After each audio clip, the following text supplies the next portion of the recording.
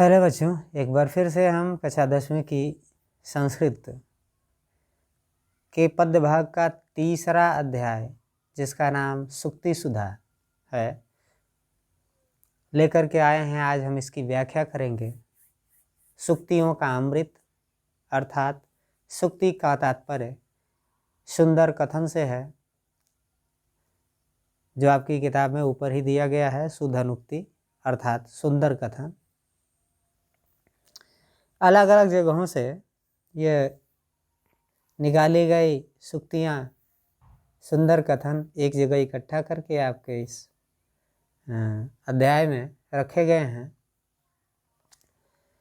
आइए उनकी व्याख्या करते हैं। उसमें से पहला है, भाषा सुमुख्या मधुरा दिव्या गिर्वाण भारती तस्माद्धि काव्यम मधुरम तस्माद अपि सुभाषितम्।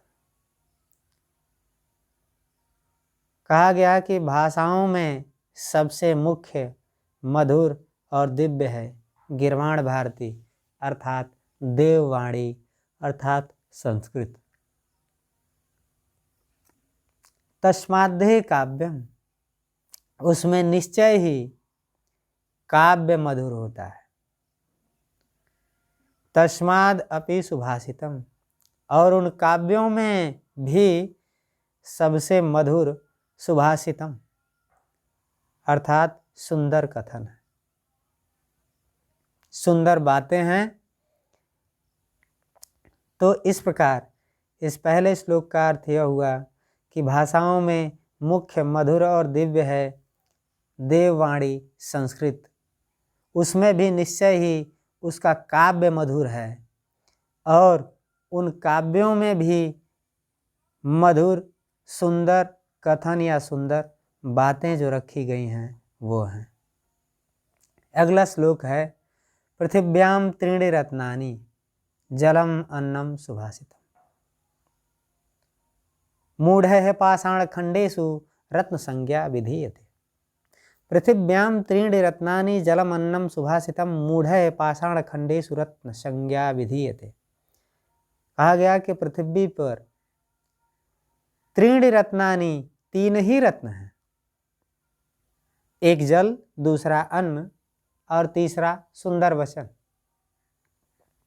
सुंदर कथन।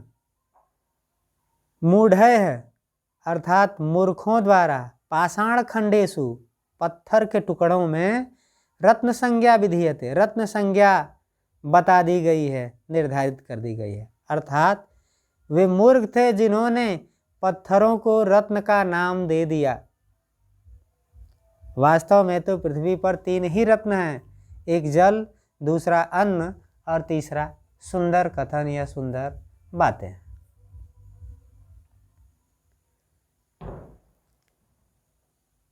अगला देखिए, काव्य शास्त्र विनोदेन कालो गच्छति धीमता। काव्य शास्त्र के विनोद में, काव्य शास्त्र के विनोद से अर्थात आनंद से कालो गच्छति समय बीतता है, धीमताम बुद्धिमान लोगों का, व्यसनेन च मूर्खाणाम, और मूर्खों का व्यसन में, निद्रया सोने में, कलहेन वा, और इन दो चीज़ों से बच गया तो झगड़ा करने। एक बार फिर से देखें, काव्य शास्त्र विनोदेन कालो गच्छति धीमताम व्यसनेन च मूर्खाणाम निद्रया कलहेन वा।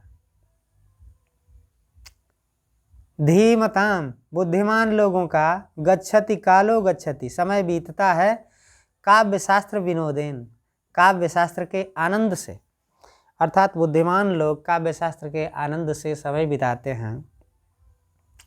व्यसनेन च मूर्खाणाम निद्रया कलहेन वा, और मूर्खों का व्यसनेन अर्थात बुरी संगति से समय बीतता है, निद्रया सोकर समय बीतता है, और इन दो बेकार के कामों से यदि समय बच जाए तो बाकी बचा हुआ समय कलहेन वा अर्थात वे झगड़ा करके बिताते हैं। श्लोकस्तु श्लोकताम याति यत्र तिष्ठन्ति साधवः, लकारो लुप्यते यत्र तत्र तिष्ठन्ति असाधवः। श्लोकस्ति श्लोकस्तु श्लोकताम याति यत्र तिष्ठन्ति असाधवः। श्लोक निश्चय ही श्लोकताम याति, कीर्ति को प्राप्त करता है अर्थात श्रेष्ठता को ग्रहण करता है। यत्र तिष्ठन्ति साधवः, जहाँ लोग अच्छे लोग रहते हैं।